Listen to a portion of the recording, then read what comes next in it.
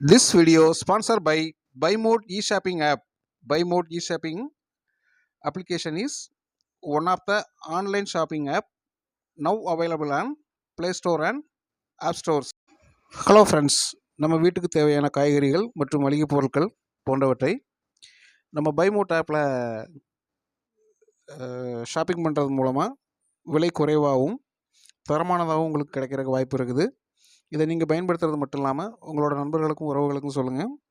பைமோட்டோட link வந்து நான் என்னோடய டிஸ்கிரிப்ஷனில் கொடுக்குறேன்.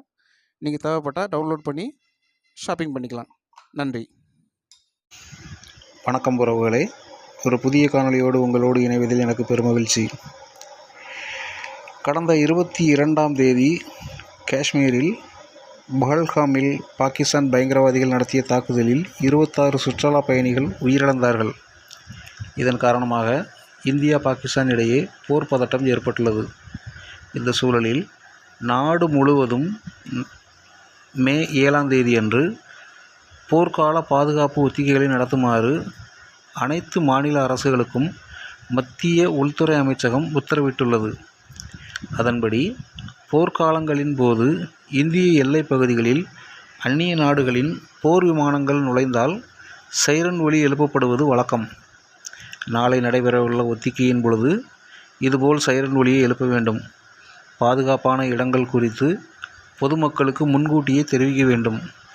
சைரன் ஒலியின் பொழுது அந்த இடங்களுக்கு மக்கள் பாதுகாப்பாக செல்வது குறித்து அறிவுரைகள் வழங்க வேண்டும். மே 7ஆம் தேதி நடைபெற உள்ள இந்த போர் ஒத்திகை எங்கெல்லாம் நடைபெறும் என்பது குறித்த விவரங்களை மத்திய உள்துறை அமைச்சகம் வெளியிட்டுள்ளது. இதன்படி நாடு முழுவதும் 259 இடங்களில் இந்த ஒத்திகை நடைபெறும் என்று தெரிவிக்கப்பட்டுள்ளது. இந்த பட்டியலில் தமிழகத்தில் சென்னை இடம்பெற்றுள்ளது. ஹைதராபாத், விசாகப்பட்டினம், பெங்களூரு, கொச்சின், திருவனந்தபுரம், பாண்டிச்சேரி உள்ளிட்ட இடங்களும் இதில் இடம்பெற்றுள்ளன. நாட்டில் உள்ள அனைத்து மாநிலங்களிலும் இந்த போர் ஒத்திகை நடைபெற உள்ளது. சென்னையில் கல்பாக்கம், மீனாம்பாக்கம் உள்ளிட்ட முக்கியமான இடங்களில் இந்த போர் ஒத்திகை நடைபெற உள்ளதாக தகவல்கள் கூறுகின்றன. 54 ஆண்டுகளுக்கு பிறகு மே 7இல் போர் பாதுகாப்பு ஒத்திகை நடைபெற உள்ளது. இதற்கான பணிகள் முழுவீச்சில் நடைபெற்று வருகின்றன. நன்றி உறவுகளே. அரசு சொல்கிற மாதிரி இந்த போர்க்காலத்தில் நம்ம எப்படி நடந்துக்கணும், என்னென்னலாம் பண்ணணும் அப்படின்றத அவங்க சொல்கிற மாதிரி நடந்து தேசத்துக்கும் நமக்கும் நல்ல பாதுகாப்பை ஏற்படுத்திக்குவோம். போர்க்காலங்களில் வந்து பொதுவாக லைட் எரியக்கூடாதுன்னு சொல்லுவாங்க.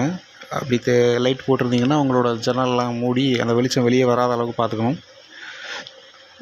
மேலும் அரசு சொல்லும் விதிமுறைகளை கடைபிடிச்சி நம்மளும் பாதுகாப்பாக இருந்து தேசத்தையும் பாதுகாப்பாக வச்சுக்குவோம். நன்றி.